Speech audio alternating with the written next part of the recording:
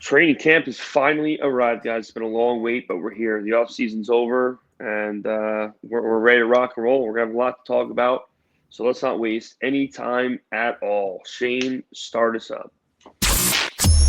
Turn up your volume. Because you're about to listen to The Sick Podcast. Talking Titans.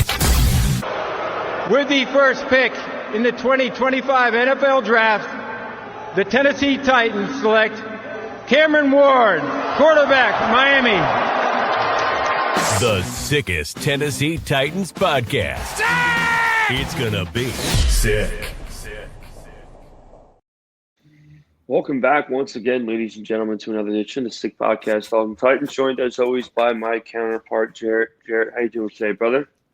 Pretty damn good, man. I've been tackling all these training camp videos. I've been watching 104.5 The Zone at work while I'm working. It's on the side, so I'm seeing a lot what's going on from training camp. So yeah, it's been a long time coming, and we're finally long 5 here. months. Yeah, and already day one, there's plenty of stuff that's taken place that we can talk about and dissect and whatnot. So let's jump into it. Obviously, there's been a little bit of content that's come out since the start of training camp. You saw a little bit of Cam Ward on 7-on-7s, had a couple picks you saw, and some people get up in arms about that. I think it's actually fantastic when you see, both sides of the ball having success during the 7-on-7s. Obviously, if your defense is getting picked apart by your quarterback, as good as that is for your fan base as far as the excitement level for Cam Ward, it's not great that your defense is going to be embarrassed by him. So obviously we know he's a guy that can handle criticism, that can handle being taught and coached up. So getting some kind of kinks out of the way early, I think is great. And I think it's going to help him, kind of build on it and continue to get better. I'm sure you feel the same way. Yeah, I mean, I was going to bring that up to you. Thank God you brought it up, because obviously people were talking about, is the interceptions a concern? He's threw 3 or 4, 3 already to Cody Barton, who's been what I've been seeing the last 3 days now. He's been all over the field at linebacker, so it seems to be like a good addition. For me, I think it's just Cam Ward just trying to be Cam Ward. They're going to try to attack the middle, like Brian Callahan said, and Cam Ward has said already. They're not going to be afraid to attack the middle. So if they're doing that and the linebackers are dropping, it's just it's ironing sharpening iron, to be honest with you. So if Cam Ward knows, and he sits in those meetings where he has to trajectory the ball over the linebackers head a little bit, or he's got to throw the ball a little sooner, or even later to get the wide receiver through that coverage, I think it's going to be perfect. So I mean, get all the kinks out now. So that's not a concern to me at all. Another person I want to talk to about who's been turning kind of heads is your boy Manor. Looks like a physical specimen on the outside. The drills with the feet work. I mean, people were saying he's slow. His hands are quicker than his feet. I mean, that's all technique, guys. If you ever ran a ladder, when you're going those through, you're running your ladder. You're making sure you're not, you're chopping your feet at the right time, and you're pivoting to the ball. So those are concerns to me. As long as he's strong at the ball, at the attack on the ball, that's fine. That's what he's shown this whole time. So I'm pretty happy right now with Manor. Yeah, and like I said last couple of weeks, it's going to be super important if this team's going to have any chance at success in Cam Ward's first year. Guys like Manor, guys like DK, guys like Restrepo and Helm, they're going to have to be impactful. They are. I mean, that's a big chunk of our rookie class. There's a lot invested on the offensive side of the ball this year, as there should be. And, these guys don't have to light the world on fire, but, Manor, DK, one of them is going to have to be 700-800 yard, kind of receiver, because you can't just depend on Ridley and Lockett to play a full 17 games. And that would be fantastic. And we'll say prayers for that. But these guys are going to have to step up, make impactful plays. And I think they will. And Manor and Manor is somebody that I have a lot of confidence that he's going to be good. And just like Oladipo, we'll talk briefly about him in a sec. It's just, and you're seeing them work with Cam already early so often. I think that pays off dividends in September. So All signs are pointing to good things, and like we just said, it's good that the defense is making some plays because we have a lot of questions about this defense. Oh, seriously, It, and that's what I want to bring up next. yeah, there's no guarantee this defense is going to be competent, so it's good that they're showing signs. I don't know about competent. I mean, we were a good defense last year. I mean, granted, Uh, we had the ball, at the opposing 40 all the time. we So weren't very. We weren't very. we were all right, but there are some bright spots on this defense. One Yeah. glaring need, obviously, we've been talking this whole offseason, is the edge position. But now, like what Jeffrey Simmons said, he played a lot of outside last year. He shedded a ton of weight this offseason. Looks a lot healthier. With Carter retiring, not that it's a big deal, because he wasn't really an impact player. He was just a rotational kind of player. Obviously, we have to try to go get somebody. But do you think they're going to try to bring Jeff more on the outside now this year, and then they're going to maybe get like another person to since they released Colbert or whatever it is, Sweat's one of his best friends and old teammates in Texas. So they're going to bring another big body in. They're going to go big up front. They already said it. So I think Jeffrey Simmons is not going to play on the inside anymore. I think he's going to be more or less on the edge to set that edge, especially with that weight. He kind of looks like that Aaron Donald. When Aaron Donald lost all that weight, same type of player. But I'm just saying the physical, the physical physique on him. So I think when people are saying edge is a problem, yeah, but I would like to see one or two guys be added to this this edge group at the end of training camp. Yeah, Jeff looks. From his rookie year, he's half the size from his rookie year. So that's. And we're talking about a guy that was otherworldly large his rookie year. So it's not like he's small now. But if he is even remotely impactful on the edge, that opens a lot of things up. Because that means you could interchange him in the middle and on the edge, and assuming Sweat takes another step forward, which we can only hope he does, that'd be great having Sweat up the middle and Simmons on the edge and Oladipo on the other side. And as we say every single year, if this defense is healthy, there's some players, there's some playmakers on defense that we have. Obviously, we're paying L'Jarius Sneed a ton of money. You got to assume that he's going to be of his true self this year, at least how he was in New England or Kansas City, because he was abysmal last year when he played. There's so many different guys that you can talk about that need to take a step forward or need to hold up their end of the bargain since signing.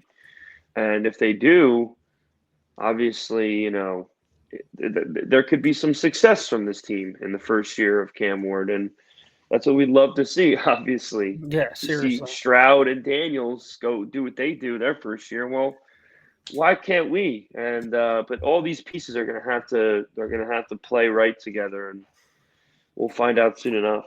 Another player I like to talk about on the defensive side of the ball, since that's more of a glaring need, like you said, is Kevin Winston Jr. He had the torn ACL out of Penn State. The kid is turning heads. Obviously, he's fully healthy. He's a go. He's practicing 2 days, and supposedly, as per Jim Wyatt yesterday, he had an eye-popping play where he ripped the ball basically out of Josh Wiley's hands as an interception. What does that have to say for Josh Wiley? I don't know. Like I said, I always thought Josh Wiley is going I'll tell down you what it means. on the depth chart now because Gunnar Helm is here. But Kevin Winston Jr. He's a large man. Everyone has said it. Kayla Anderson said it on the show, and he is a hard-nosed football player what I've seen at Penn State when I watched a lot of tape on him, and even in the games when I saw him last year before he got hurt 2 years ago. He takes away the tight ends, which is huge for us in the middle of the field. So if he stays healthy and him and Xavier Woods split time or there's packages for both of them with Amani Hooker, that back end of the defense is going to be great.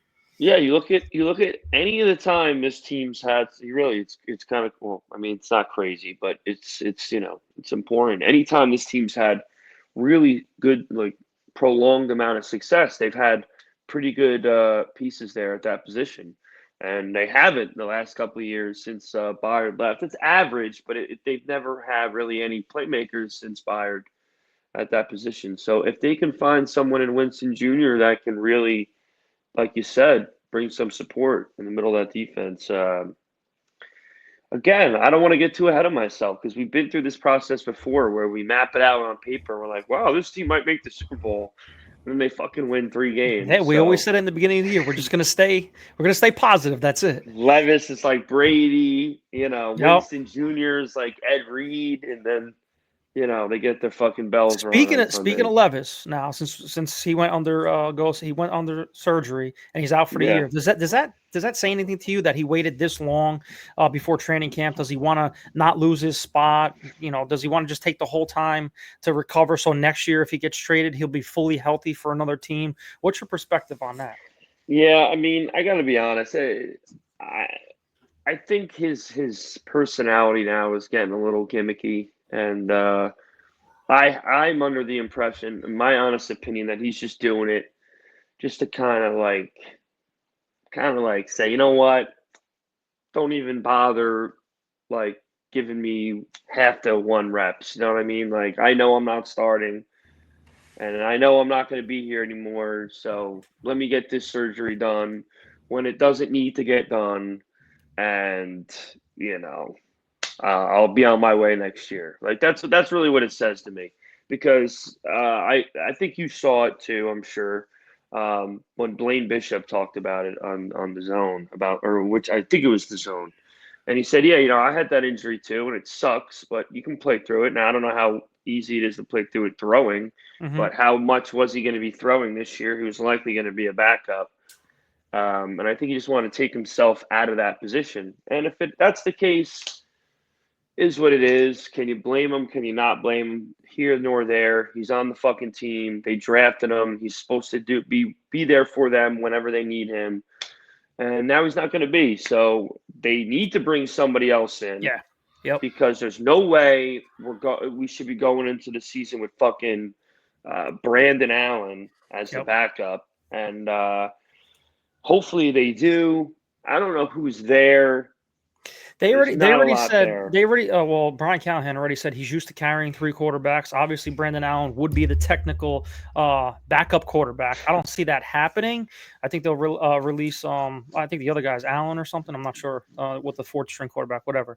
But Teddy Bridgewater, Warren Moon was on Kay Adams' show, and he also said Teddy Bridgewater would be a very interesting backup quarterback for him to mentor him. Teddy's a high school football coach down in Florida or something, and he would come in, mentor him as a quarterback. Teddy knows he's not going to start and play. It would just be another veteran quarterback who's done it in the league, and I wouldn't be opposed to that at all. And you may hate this too, but there's another guy that technically has not retired either, but I would bring him in too. I'm just saying those would be the 2 quarterbacks that I would want in there. That's it. You're such a smart guy, Jerry. Yeah, but there's nobody else out there unless somebody gets released. Teddy Bridgewater is my number 1. Why would come back to be a freaking backup? He's made $100 million in the league. Yeah, but he ain't going to start. Of course he's not. He's a starter, though. That's why Teddy Bridgewater, I think, would be the best option for Cam Ward. Cam Ward's the guy in Nashville. Teddy Bridgewater would come in and help him succeed in the NFL, because Teddy's done it at a high level. He wasn't a great quarterback, but he's done it in the NFL, and I think he would definitely help him out in that role. I wouldn't be opposed to Teddy Bridgewater at all. He's probably almost 40 years old now, but he's serviceable. He's a guy that again, if Cam Ward gets hurt for an extended period of time, we're fucked anyway. So it doesn't really matter. It's just a guy we're asking for a guy to be in the meeting room. Mm-hmm. We're not. We shouldn't be asking for a guy that can play. So in that regard, that would work out. But Brandon Allen and the other guy whose name I'm literally forgetting. It's so forgettable that that's not going to work. It's just not going to work, and I'm sure they know that. But it at least it takes. I will say this, Jarrett. When the last video came out, I'm sure you watched it, of the documentary they're doing on YouTube, which has been excellent so far. I wish it was longer. Yep. When they showed the section when they're in the quarterback room, it was just a weird look. No, forget about that. It was I didn't like seeing Levis in the room with Ward. Well, that's what I'm saying. He looked like he's checked out. Well, yeah, that too, but it looked weird. and it just didn't sit right with me. And all year I've been saying how it would be great to have Will Levis as the backup. He'd be one of the better backups in the NFL. I didn't like seeing him in that room with Cam Ward. It just threw everything off, and he's not going to be in the room now. So that in that regard, I guess that's going to be a benefit. Yep. It gives Cam Ward more a sense of leadership, not having him there, and then we'll see what happens. You got to assume he's getting traded next year. So, Oh yeah, that's why I think he's doing. That's why I think he's doing the surgery just to get healthy for another team next year, and we'll get a draft pick or whatever. You're likely not seeing Will Levis at the facility anymore, and that's it was an unfortunate situation, and we wish him the best. But I'm happy that there's no more distractions. It's all number one, and he is the number one. So. All right, instead of getting into the backup quarterback roles besides Carson Wentz and Teddy Bridgewater and Jimmy Garoppolo, I just pulled those up. We got some breaking news before we get into the game, huh? Let's break that news to everybody on the podcast. So, oh yeah, of course. No, this is really important. For those of you that weren't able to hang out with us last year, I'm sure there's a reason for it. We would have loved to see you, but we're going to be back at the DraftKings Sportsbook for the opening week for Titans football at Nissan Stadium. Week 2 against the Rams. Yep, week 2 against the Rams. Hopefully it's coming off a dominating performance. This is another situation, man, where last year we had the Bear game leading into the game against the Jets, which just really took a piece of us, took a piece out of us leading up to that trip. It was still a great trip. We were still super excited. But, I mean, it's really important that they win this fucking game against Denver. And that'll just make the whole trip and the whole week leading up to it so much more exciting. But September 13th, 7 p.m. Central, DraftKings Sportsbook. We'll be there. There'll be a ton of guests. We got some guests lined up so far. I'm not going to mention any names, but this is the first graphic that we have. And leading up to the weeks, every week we're going to be posting stuff and who's going to be coming. So we got a lot of giveaways, possibly a jersey giveaway, a signed jersey giveaway. So it's going to be bigger and better, definitely from last year. So hopefully you guys can make it out. I reached out to a couple of you guys already. So we appreciate the following and your support. And let's make DraftKings a night to remember, way better than last year. So, like I said, once we drop some more graphics and everything that we want to talk about right now, you'll be more intrigued to come. So, can't wait for week 2. Absolutely, DraftKings is really hooking up. They're showing us even more support than they did last year. So, we appreciate that mightily, and we expect to see a great group out there. There's still so many of you that we'd love to meet that interact with us on a weekly basis here. So please make sure to bookmark your calendars for the 13th of September at night and spend some time with us before the big day on Sunday. And we're just over the moon to be able to say that we're going to be there for the home opener, going to be there for Cam Ward's first start in front of the Nissan Stadium crowd. So make sure to keep an eye out about updates on that, and we'll let you know as much as we can throughout the next couple weeks leading up to it. I think we got. I dropped the ball this week on our favorite segment because of. What are you gonna do when you're busy and you're working doubles and you get home at 2:00 in the morning and then you wake up for a show? Closer to 4. Sometimes you can't get everything, but I got my player over here. This should be an easy one. I wanted to keep it kind of relative since we're in the middle of the summer. I don't want to give anything away, but go ahead. Yeah. Go ahead, Shane. Right, Shane. This is one of my favorite. Players. We're keeping it in the state. That's why I'm saying it's a Jersey summer thing. I wanted to keep it in the state this week. Oh my God! How? This is the kid from the Ivy League. Yes. Oh my God! He is from Harvard. How do I forget his fucking name? Oh, I'm so mad. That's what I love about this. Oh my, he has like this girl I knew went on a date with him too. Fuck. Because he's from Jersey. Yeah, he's from Jersey. It's that's why I wanted to keep it. Fuck.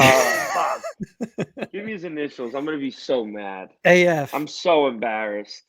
Anthony Ferkser. Yes, Anthony Ferkser. 4 years. Uh, 4 yeah, years. he was Pretty, good. pretty solid tight ends. Yeah. He was very good. Yeah, very solid. He was a Vrabel guy, so he got open You know when who it needed wasn't to. good? You know who wasn't good? The guy behind him, fucking Aaron Brewer. Don't ever bring him in this. Leave him out of this segment. Well, he was tougher than a $2 steak or something. Vrabel said about him. Yeah, sure. My God. Yeah, he was tough. All right. Damn. That's a good one. I'm mad I had to resort to the initials, but I think it's the long hair. The long hair. I knew him better with the short hair. So I'll blame I'll you on give you one. that one. I'll give you that one. That was good though. No, I'll have a good one to make up for this week. But yeah, no, it's super exciting, man. It's every single day, every day during the week, we're gonna have lots of stuff to dissect, and hopefully, Cam has a few less turnovers moving forward. But believe me, I've also seen plenty of articles saying that he was lighting up towards the beginning, and there's a lot to be excited about, and it always looks bad to an extent if the quarterback does perfect during training camp, because then you go into the season, he has a little hiccup there, and it just makes it worse. I'm glad he's having a little bit of struggles. He'll work through the kinks, and then we'll get into Sundays where hopefully you see consistent success from number one. All we want is consistency. Consistency at the quarterback position. Make your mistakes now, learn from your mistakes, and thrive on Sundays and during the season. That's it. Absolutely. So, anything else you want to add, Jay, before we close out? Listen, today? Training camp. Hope everybody stays healthy. I got a fly in my throat. I can't wait to go there week 2 and watch Cam Ward's first game. Especially hanging out at the DraftKings Sportsbook with everybody with a live podcast. Like I said, with a couple guests that we have lined up.